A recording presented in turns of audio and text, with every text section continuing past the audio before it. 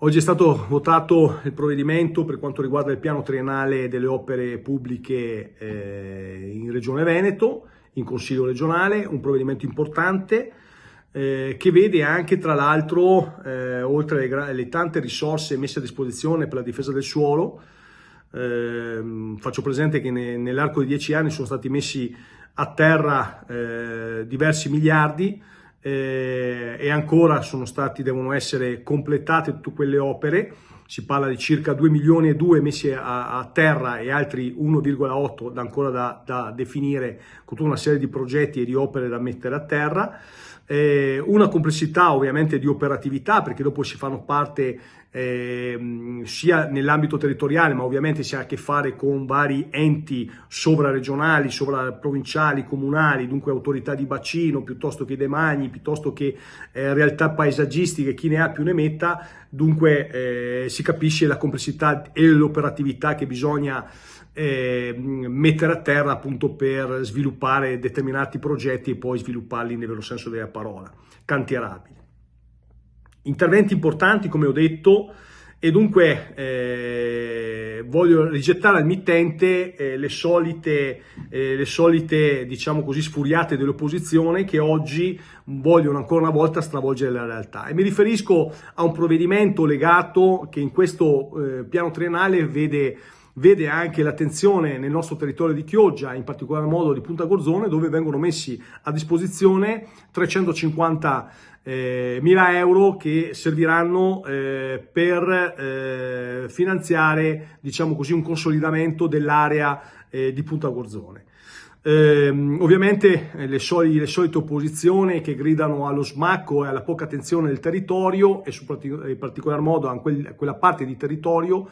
Io dico che ancora una volta si pensa di poter stravolgere la realtà, il bilancio stesso, e dalla parte dunque le economie messe a disposizione e anche al tempo stesso la tempistica, presentando degli emendamenti e stravolgendo, diciamo così, l'impianto delle opere triennali. Io credo che invece vi sia la mancata attenzione della complessità che si va a sviluppare. Tanto per far presente che un euro messo a disposizione per la prevenzione e per l'investimento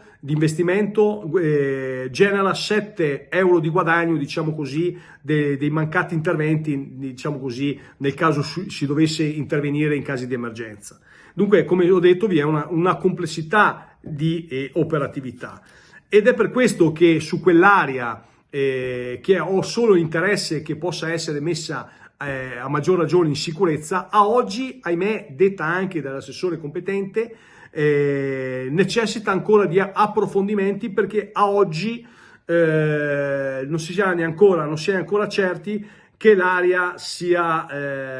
stata censita, o meglio non sia stata declassata a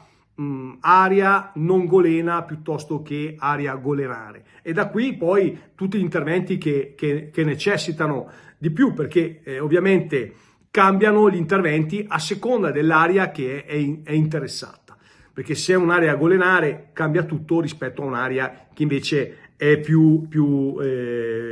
declassata o meno attenzionata. Va da sé però che bisogna ricordare una cosa, perché al di là della priorità morale che è in capo alla nostra e all'attenzione della sicurezza, alla responsabilità di chi poi dopo deve intervenire e quant'altro, va detto che c'è poi una priorità tecnica, perché per quanto riguarda la priorità morale tutti quanti noi siamo consapevoli che si necessitano interventi, la messa in sicurezza e quant'altro, però va anche detto che vi è anche una priorità tecnica che non sta in capo a noi, ma sta in capo ai tecnici, a tutto quel settore che prevede gli interventi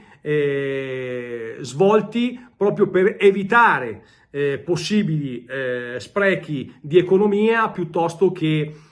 altro, e una volta attenzionata l'area e capire appunto di quale tipo di investimento più necessita, si potrà a sua volta anche intervenire. Ma l'importante è che oggi siano state messe delle risorse per quest'area che prima magari non c'erano, e che a oggi, diciamo così, finalmente attraverso questo piano triennale approvato possano nel corso del triennio possano trovare sviluppo e programmazione. Rammento che personalmente nell'area di Punta Gorzone,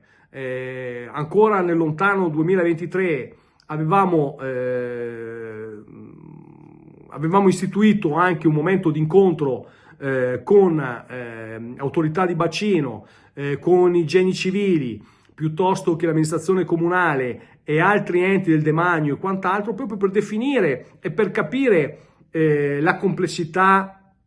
e l'attenzione di questa parte del territorio, che necessita, sia chiaro, perché nel momento in cui ci sono degli allagamenti, ci sono delle inondazioni, vi è